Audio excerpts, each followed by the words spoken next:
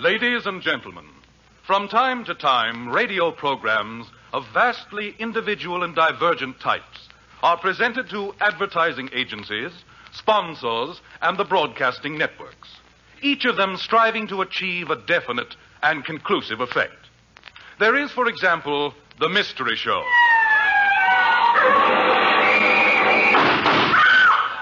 Programs of this sort are presented for thrills, suspense, intrigue. Then there's the Comedy Show. Hey, Louie, here's one that'll kill you. Why did the chicken cross the aisle? You give up? 'Cause it was a cross-aisle chicken. Programs of this sort are presented for laughs, for rib-tickling mirth, for genial good fellowship. The program you're about to hear, Father Knows Best, starring the eminent actor, Mr. Robert Young, is presented for the next 30 minutes.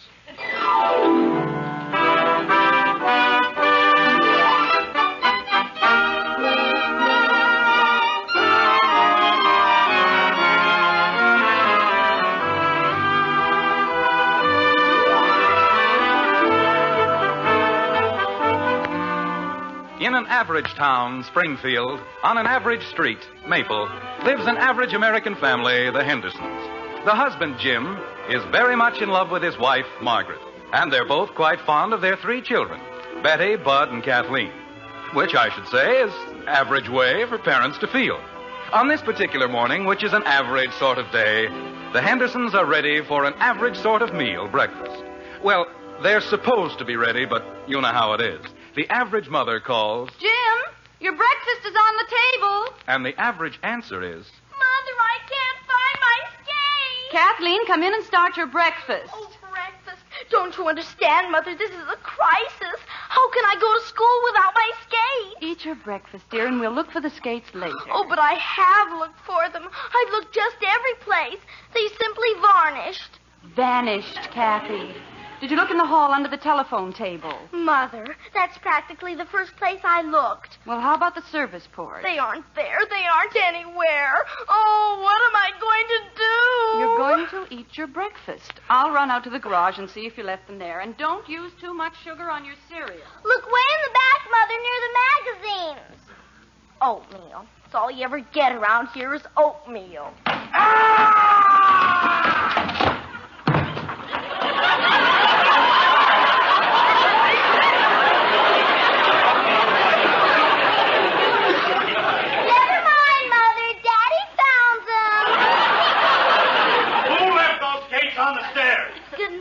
Daddy, dear. I want to speak to you, young lady. What about, Daddy? Skates. How many times have I asked you not to leave your skates on the stairs? Oh, is that where they were? Oh, golly. I looked simply everywhere, and I couldn't find them. Good morning, dear. Did you have a nice... Jim! What did you do to your chin? I came down the stairs on it. Let me see. Oh, Jim, your poor chin. Isn't it wonderful, Mother? Daddy fell down the stairs and found my skates. I did not fall down the stairs. Please, Jim, hold still. How can I fix your I will chin? not have that child telling people I fell down the stairs. I tripped over her confounded skates. Is that the only place she can find to leave them? Well, she's very sorry, dear, aren't you, Kathy? Oh, sure. Daddy. Not now, Kathy. Have some coffee, Jim. It'll make you feel better. Other people have children and they have skates. But other people have discipline in their homes, old-fashioned discipline. The kind of discipline we had in my home when I was a boy. There was a place for everything and everything in its... Hey, Mom. I'm sorry, dear. We'll try to do better. What is it, Bud? I can't find my other shoe. Where'd you put it? Look under the dresser. Okay. Is that where you generally put his other shoe? Sometimes. How do you want your eggs this morning, dear? Daddy, I don't care. I was just wondering... Kathy, this is a very bad time to bother your father. We'd better let it go for a while. Shall I scramble them, Jim? Oh, Yeah, but it's that's important, Mother. It's the most important thing in my life. What is? It's really nothing, dear. All right, Kathy, stop looking like Ingrid Bergman and tell me what it is. I need $2, Daddy. I'm desperate. $2? What for? Wings.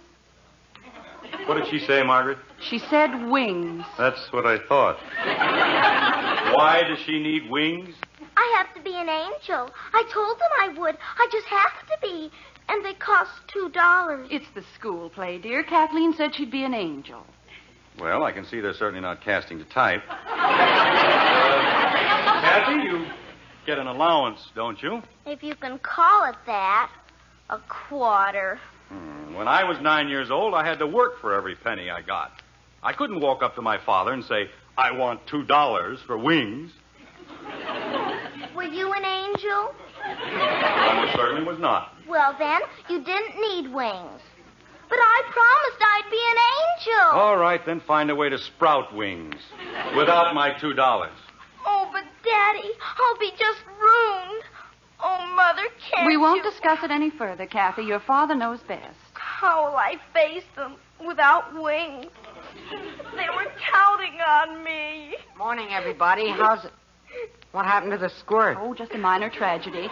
Drink your orange juice, Bud. Say, Dad, I was just thinking... Bud, not now. Let your father read the paper. But I was just going to tell him Not about... now, dear, please. Oh, but I have to. Gosh, how much time have I got left? You don't mind if I get in on this, do you? How much time for what?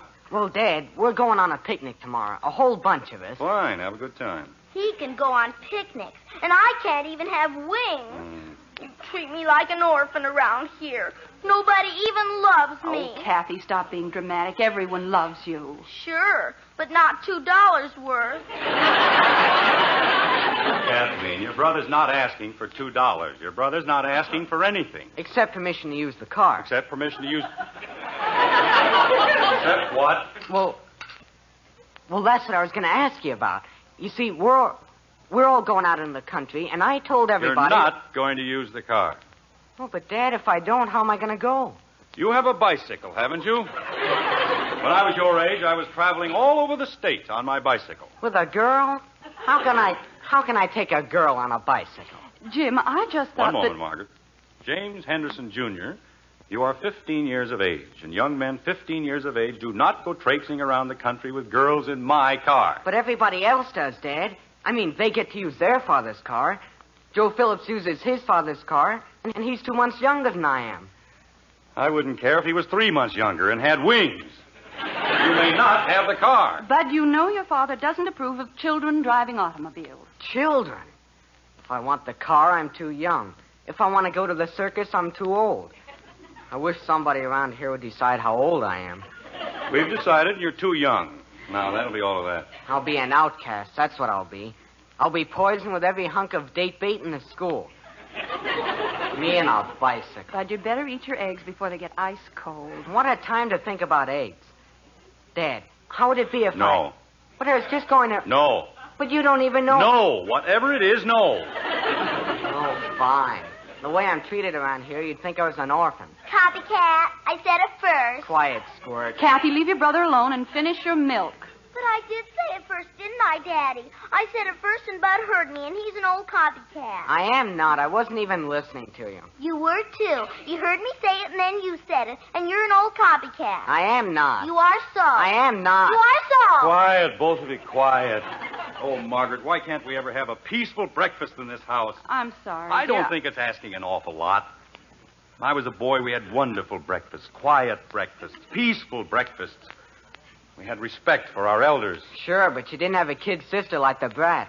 I'm not a brat. You're a brat if I ever saw one. I am not. You are so. I am not. You are so. Quiet! Good morning, Mother. Good morning, Father. What's the matter with her? Too late. I know. I was looking out the window at a bird. It was sitting on an egg.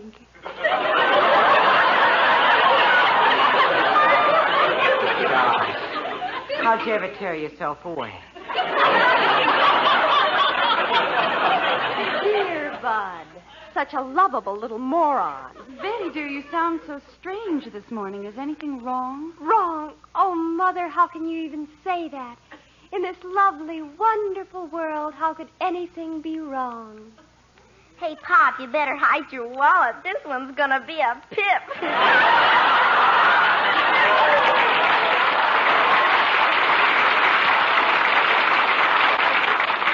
Father, if you don't do something about Betty, that if you child... don't mind, I believe I can manage my family without your assistance. Kathy, Yes, Daddy. as your father, I'm quite capable of handling my own financial affairs. may be a strain, but I can manage. Yes, Daddy. And I would prefer that even in moments of stress, you refrain from addressing me as Hey Pop. Okay, Daddy. Finally, I believe I am as well qualified as you to recognize the devious routes employed by your sister in leading up to the announcement that she needs a new dress. That's telling her, Pop. What? I mean, Daddy. You're all very amusing, but I don't need a new dress. Dear, are you sure you feel all right? I feel fine. Betty, you don't want any money? No, Father, why? You don't want to borrow the car? Of course not. Well, at least there's one sensible child in this family. Betty, I'm proud of you. Thank you, Father. Yes, sir. What this country needs is more children who leave their fathers alone at the breakfast table. I think I'll have another cup of coffee, Margaret. All right, dear. There you are. Thank you. Well, Betty, what's the good word in your little world? Oh, just the most wonderful thing has happened, Father. I'm going to be married. Hold your arms up over your head quickly, Bud. Hold on the back. What for? What happened? Don't stand there. Do something. Do you want him to talk to this? Jim? I'm all right, You're going to be fine, Ted. Just fine. Well, stop beating me on the back or I'll never be all right. Oh, but Mother told I did me... not tell you to break your father's spine. Well, you told me to pound him. With your hand, not your books. Bud, you're going to be late for school. I get it. Come on, Kathy. Come on, where? You're going to school. I don't have to leave for 10 minutes. Oh, that's what you think. Hey, stop pulling me, you brute. See I you have to later, get my everybody. Mother! All right, Betty. Now, what was that newsy little item you dropped into the middle of my coffee? Oh, you mean about getting married. Isn't it wonderful? Margaret, did you know anything about this? Not a word, Jim. I still don't. Betty, you're joking, aren't you? Joking? Mother, do you think I joke about the most sacred thing in a woman's life? Jim, she isn't joking. That's right. Betty, you wouldn't mind giving us a little more information, would you? You know, just in case we want to get in touch with you later. I don't know what you mean, Father. Well, just for start, who is it? Who's who? The boy, my prospective son-in-law. What's his name? Billy. He's wonderful. Oh, Betty, not Billy Smith. Just wonderful. Which one is he? Oh, you know, Jim, the one who hates football players, the one Betty thinks is aesthetic. Aesthetic. The one I think it is, that's a new way of spelling anemic. Billy's delicate. You have to be delicate if you have a beautiful soul. Well, that's exactly what this family needs, somebody with a beautiful soul. Margaret, I have to get down to the office. Explain to Betty that she'll be happier if she waits. Make certain, you know, the usual woman-to-woman talk. All right, dear. Oh, you don't have to worry about us, Father. Billy and I talked it all over last night, and we both decided against a hasty marriage. We intend to wait. That's fine. I'll be home at the usual time, dear. All right, Jim. We're not going to be married until Saturday. If you need... Saturday? Uh-huh. Saturday night. We were going to make it in the afternoon, but we decided to go to the basketball game first. This is an emergency. Put your hat down. I'll put more than my hat down. Betty, this is the most ridiculous piece of conversation I've ever heard. Father, you mean you don't approve? Now, there's the first intelligent remark you've made since you got up. I most decidedly don't approve. But I don't understand. You've always liked Billy's father. You mean Hector Smith? Of course I like Hector Smith. He's one of my best clients. Why don't you marry him? But he is married. Betty, your father and I've always thought Just that a moment, Margaret. I'll handle this. Betty, you're 17 years of age. You're in your first year at the university. You will not marry Billy Smith or anyone else until after your graduation. That's final. Graduation? But that's 3.5 years. I'll be over 21. Why, the best years of my life will be gone. Well, darling, we can always have Bud push you up to the altar in a wheelchair. You're laughing at me, and I think you're horrid. You're just old-fashioned, both of you. You've forgotten what it is to be young and in love. You don't seem to understand that things are different now. Oh, Betty, nothing's any different. Things like that don't change. They do, too. Things change all the time. People change, customs change, everything changes, only you won't admit it. Oh, darling, why don't you listen to your father? Things are no different now than they were when we were your age. The young people wore different clothes and they sang different songs, but fundamentally they were the same, and even then boys and girls didn't rush headlong into marriage. Not until they were ready for it. You bet they didn't. They listened to their fathers. They were willing to benefit from a lifetime of experience. Why, when I was courting your mother, I remember Mother, when... how old were you when you married Father? Well, Yes, Mother. I was 17. But that was different. Why? Well, because things were different in those days. The people were different. The times were different. You said they weren't. Well, they were. Some of them were. Some of them weren't, and some of them were. Only the ones that weren't were more than the, Margaret. Betty, don't you think it would be a nice idea if Billy and his family were to have dinner with us tonight? Oh, Mother, would you? Really? Margaret, I don't want the Smiths for dinner tonight or any other night. I think the idea of a dinner for the Smiths is not only ridiculous, but unnecessary. I forbid the marriage, and that's that. Oh, Jim, you know you like having people in for dinner. The Smiths are very pleasant, and you might be able to sell Hector some more insurance. Yeah, that's right. I might have that. But look, Margaret, I'm going to have a tough day at the office. I couldn't take a dinner tonight. Let's make it next week.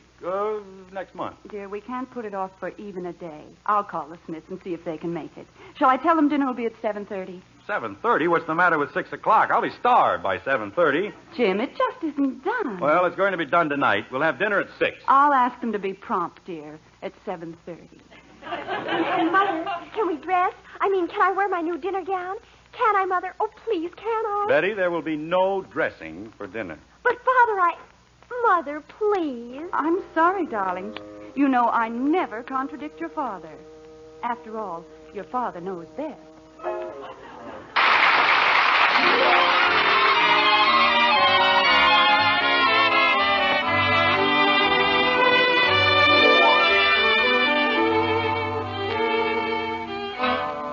It's been a long day for the Hendersons. The specter of a fair young child, married and gone before her time, has hung like a pall throughout the day. It would have, that is, if the Hendersons hadn't been so busy. Jim, you see, had a hectic day at the office. 6? Why, you robber. How about the 2 strokes in back of that tree? And don't tell me those snakes followed you over from the last hole. At the office. Bud has been involved in the intricacies of a higher education. But, Margie, it's healthful riding on a bicycle. Why, look at all the fresh air you'll get and the beautiful muscles. We could even... Margie? Hello, Margie? Hello? Kathy has been involved in serious plans for the future. What do you mean they don't take girls in the Foreign Legion? I'll bet they do, especially without wings. You just wait, you'll see. Margaret? Well, Margaret has been very busy cooking an extra special dinner for the Smiths. And if there's one thing Margaret can do, it's cook. Yes, sir, Margaret. If there's one thing you can do, it's cook. That's what I always say. You see? Now we can proceed. Proceed. Thank you, Hector. Would you care for another piece of pie? Margaret, please. I've already had 2 helpings. You have 3. Kathy. How about another cup of coffee, Heck? Nothing like a cup of Margaret's piping hot coffee. Well, if you insist. Hector? I guess I'd better not, Jim. You know how it is. Doctor's orders. Oh, sure. Well, how about you, Doctor? Thank you, no. 1 cup of coffee is quite sufficient. Well, I'm a 2-cup man myself. You know, I was reading just the other day Jim, about a fellow it's not that we don't enjoy your informative little talks, but I was under the impression that this dinner had, well, shall I say, a more or less definite purpose. Oh, you mean... Oh, sure, absolutely. You know, I had a long talk with Heck before dinner. Jim, dear, I hate to interrupt, but don't you think it would be a good idea if Bud took Kathy to the movies? In the middle of the week, I certainly do not. Oh, I see what you mean. Bud, how'd you like to take Kathy to the movies? Oh, boy. I wouldn't. I can't think of anything I'd rather do less. Well, that's fine. Here's $1. Have a good time. Oh, Dad, do I have to? Yes, you have to. That'll be enough of that, Kathy. But I'm surprised. You ought to be glad to take your sister to the movies. I'd rather go with a gorilla. You don't know what she's like. She never even looks at the picture. She sits around backwards and stares at the people. They're funnier. I like to look at their faces. All right, Bud, get going and come home right after the show. If I'm still alive. Good night, everybody. Come on, Hey, Stuart. stop pulling me. Why do you always have to Lovely children. They mean well, I think. Mother. Yes, Betty? Mother, Billy and I have been talking, and... Billy, you tell them.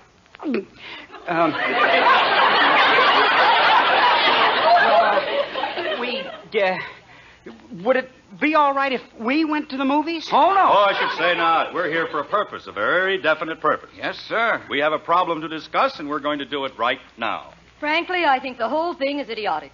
Imagine discussing a ridiculous subject like marriage with these children. We're not children, Mother. We're quite adult. We have adult minds, adult bodies, adult passions. William!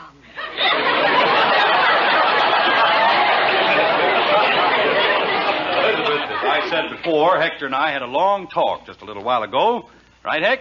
Right. And we're in complete agreement on the subject, right? Right. We both feel that open discussion is the only sensible procedure in a matter of this sort, right? Right. Hector, stop being so agreeable. Right. I mean, yes, dear. Margaret, Elizabeth, Hector and I have agreed on what we consider a very sound solution to the entire problem. We have decided to permit Betty and Bill to be married immediately. Holy cow. I've never heard anything so outrageous in my entire life. Hector, get your hat. William, we're leaving this instant. I'm not going, Mother. As soon as William!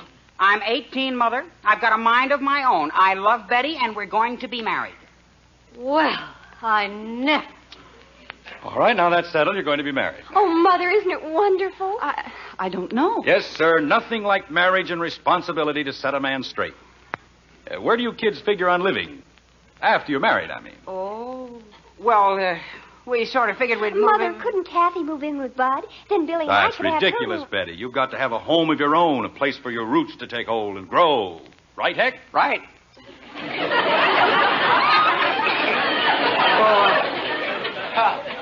Well, gosh, that'd be kind of expensive. And on my allowance... Oh, don't worry about your allowance, Billy. Married men don't go around taking allowances from their fathers. They don't. Of course not. They're too proud to be supported by their fathers. I'm not.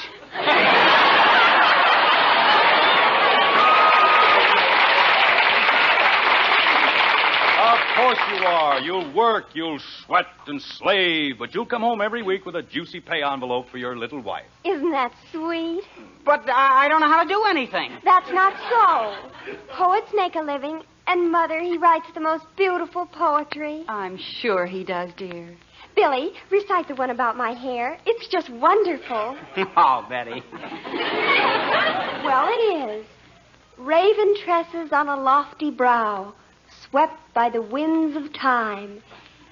Isn't that beautiful?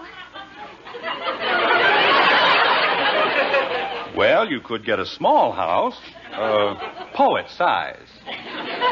Say, Jim, I saw an apartment advertised the other day. Be just right for the kids. $125 a month, furnished. Of course, that's without utilities. You know, gas, electricity, telephone. And food. Don't forget food. That's right. And laundry and cleaning. Oh, they won't have to worry about that, Jim.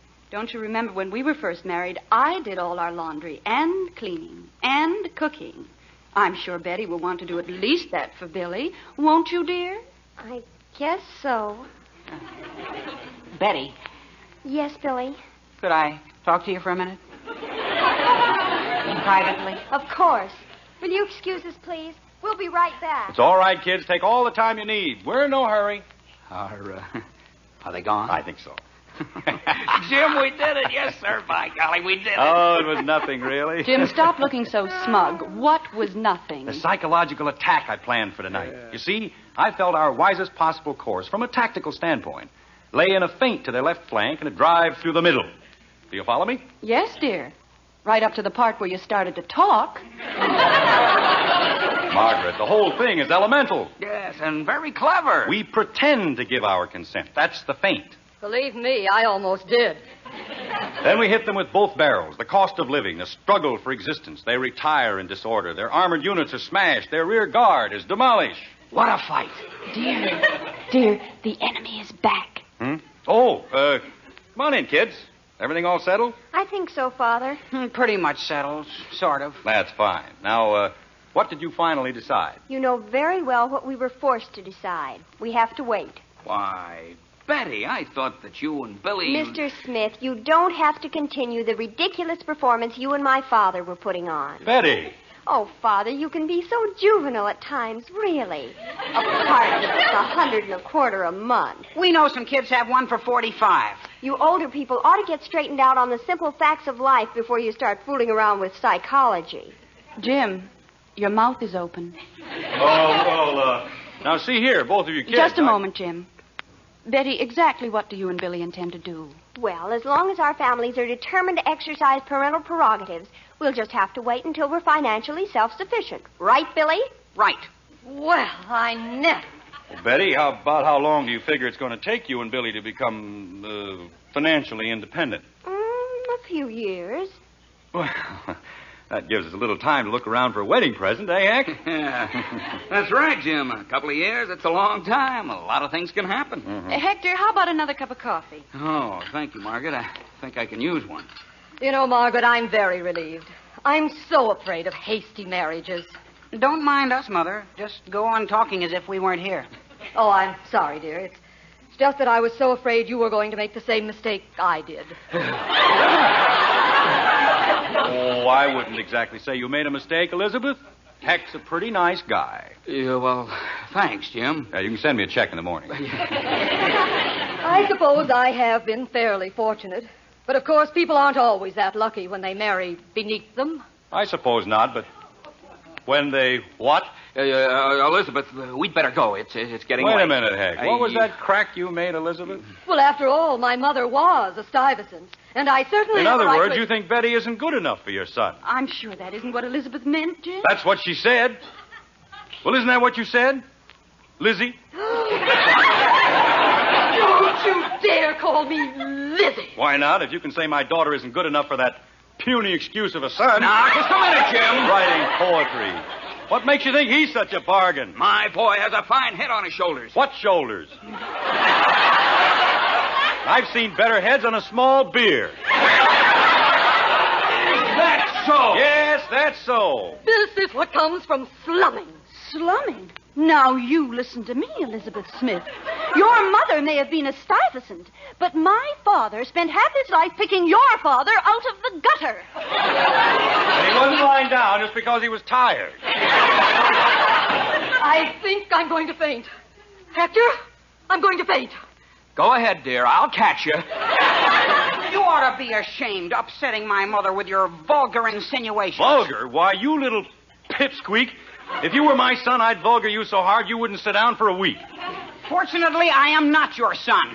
Peasant. Peasant? Don't you dare call my father a peasant, Billy Smith. Don't you dare. Well, that's what he is. He is not. He certainly is. Well, I'd rather be a peasant than a pipsqueak. Don't you call me a pipsqueak. I will if I want to. Pipsqueak. Peasant. I never want to see you again as long as I live. Well, you won't if I can help You're it. just an Hector. Just a minute, dear.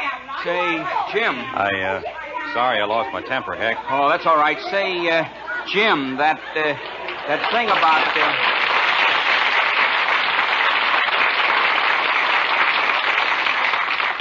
Say, Jim, that thing about picking Elizabeth's father out of the gutter, is that true? Sure, it's true. Why? Oh, just wait till she pulls that Stuyvesant stuff on me again. Thanks for a lovely evening, folks. Come on, Lizzie. Yes, dear. And, Billy? Yes, Father. Come on, Pipsqueak.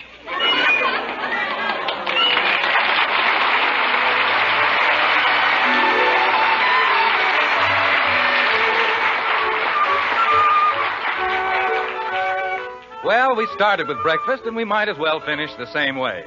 Let's drop in at the Hendersons at breakfast time the very next morning. The average children are still getting dressed. The average mother is racing around the kitchen. And the average father... Jim, where are you going? I got to rush, dear. Can't stop for breakfast. Just time to catch the bus. The bus? But I thought you Never said... mind what I said. Just tell Bud if he gets one scratch on that car, I'll brain him. All right, dear. I'll be home at the usual time. Be a good girl. I'll try, dear. Oh, Jim. Yes? Where did you leave the car keys? The keys? Oh, they're on the dresser. On top of Kathy's $2. Jim. Now what's the matter? Remind me to tell you, you're an angel. I'm a dope. You are not. I've got witnesses. Oh, well, why should I argue? After all, Father knows best.